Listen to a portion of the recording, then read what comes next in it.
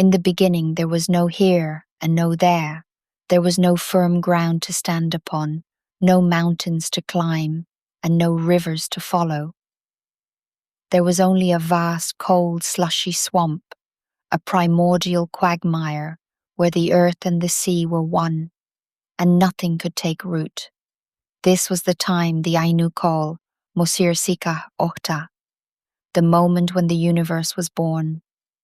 Deep in the heart of that shifting, muddy chaos lived a great trout. The Ainu say the world was placed upon its back.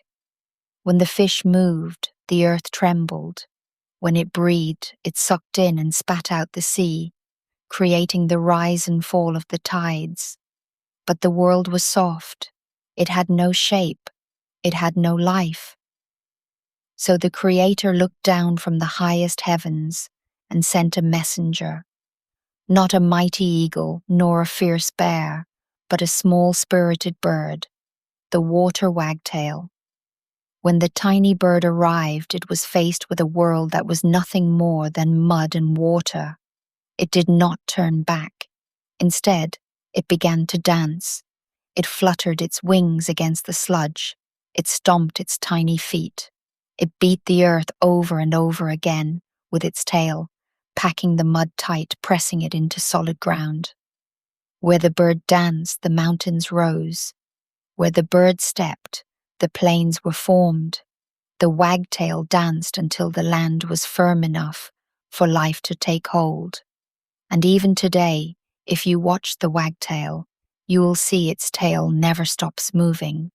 The Ainu know that the bird is still there, still working, still packing the earth to make sure our world remains steady beneath our feet.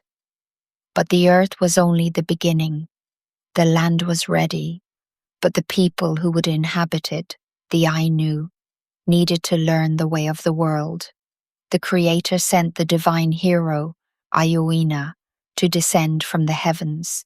He came not to rule over them, but to walk beside them.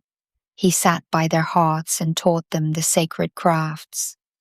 He showed them how to strike flint to bring fire into the cold night. He taught them how to carve wood into canoes to navigate the rivers, and how to shape the bow and arrow to provide for their families. Most importantly, he taught them how to live in Mosir, the center of the world, which is the time we live in now. He taught them to see the Kamuy in all things, in the bear that gives its fur, in the salmon that fills the river, and in the fire that keeps the home warm. He taught them that humans are not the masters of the earth, but its guests.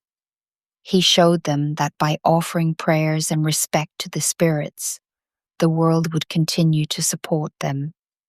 The dance of the wagtail gave us the ground we walk on. The teachings of Aioina gave us the way to walk upon it.